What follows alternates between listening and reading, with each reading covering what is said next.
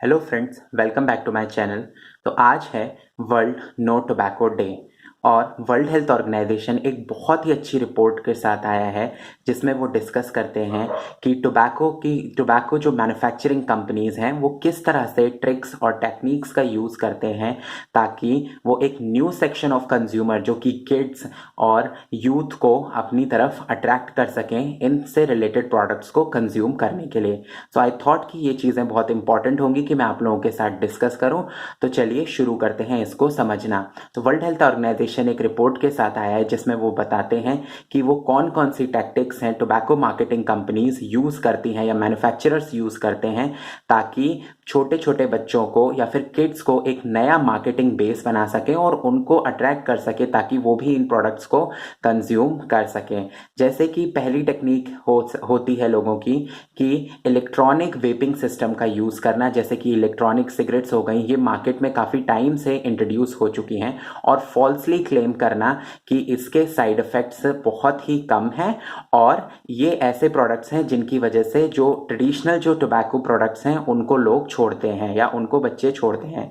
दूसरा, इन electronic vaping systems में या फिर निकोटिन डिलीवरी सिस्टम्स में इस तरह के फ्लेवर्स का यूज़ किया जाता है जो कि किड्स फ्रेंडली हो, जैसे कि बबल गम फ्लेवर हो गया। तो ये ऐसे बहुत सारे फ्लेवर्स हैं जो कि किड्स फ्रेंडली होते हैं, उनका यूज़ करते हैं। इसके अलावा जो बच्चों की गैदरिंग्स हुई वहाँ पर इन प्रोडक्ट्स को फ्री में डिस्ट्रीब्यूट करना या फिर अपनी मार्केटिंग करना।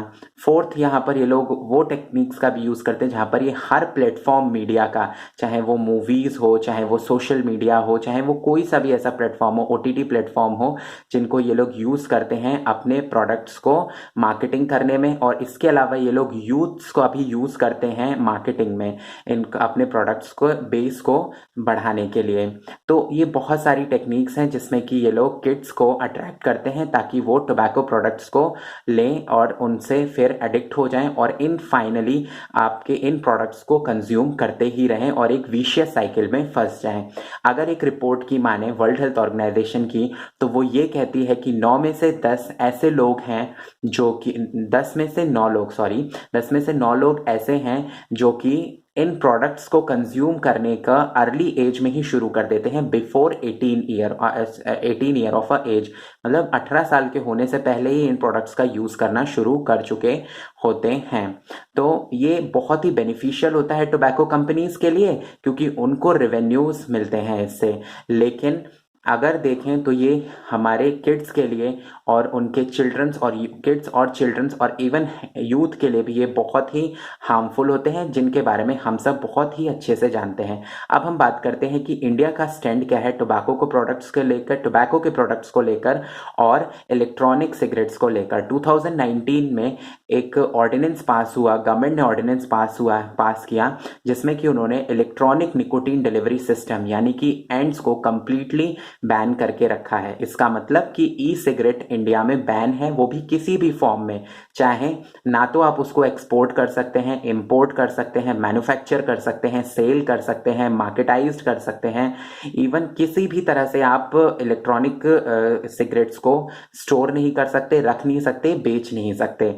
तो ये कंप्लीटली बैन है इंडिया के अंदर। इसके अलावा अगर टोबैको प्रोडक्ट्स को लेकर देखें तो इंडिया का स्टैंड हमेशा से ही रेगुलेटरी रहा है ताकि ज़्यादा से ज़्यादा किड्स फ्रेंडली रहे नेशन और इंडिया में इन सारे प्रोडक्ट्स का बच्चों पर तो बुरा असर ना ही पड़े और वो लोग इन प्रोडक्ट्स को यूज़ ना करें। इसके अलावा अगर हम इंडिया को देखें तो इंडिया की 5th रैंक आती है पिक्टोरल वार्निंग्स देने में इन टोबैको प्रोडक्ट्स पर। फॉर एग्जांपल, अगर हम बात करते हैं जो टोबैको के प्रोडक्ट्स होते हैं उनके ऊपर हम लोगों ने देखा होगा कि नो कैंसर जैसे या फिर टोबैको इज रिस्की या इंजूरियस टू लाइफ, इस तरह से जो रिलेटेड जो पिक्टोरल वार्निंग्स होते हैं वो दोनों साइड हम लोगों ने देखा होगा कि काफी ज्यादा कवर करते हैं एरिया। तो इंडिया में 85% जो भी प्रोडक्ट का पैकिंग है उसका 85% बोथ द साइड फ्रंट और बैक में हम लोगों को पिक्टोरल वार्निंग्स मिलती हैं।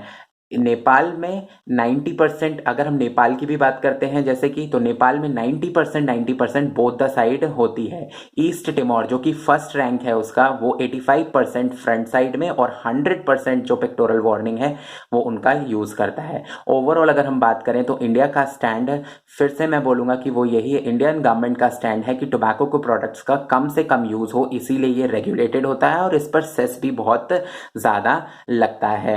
जैसे हम जीएसटी या फिर सेस बोलते हैं, वो भी बहुत ज़्यादा इस पर लगता है। तो आई होप कि आप लोगों को ये मेरा वीडियो समझ में आया होगा और पसंद आया होगा। मैंने ब्रीफली, बहुत ही ब्रीफली आप लोगों को इसके बारे में बताया है। अगर आपको और भी इस रिपोर्ट के बारे में समझना हो तो आप डायरेक्टली वर्ल्ड हेल्थ ऑर्गेनाइजेशन की वेबसाइट पर विजिट कर सकते हैं और देख सकते हैं कि किस तरह से ये लोग चिल्ड्रंस को, किस तरह से मार्केटिंग कंपनीज इन टैक्टिक्स का यूज़ करते हैं ताकि वो बच्चों को अट्रैक्ट कर सकें। So thank you so much for watching my video, and please like, share and subscribe to my YouTube channel. Thank you.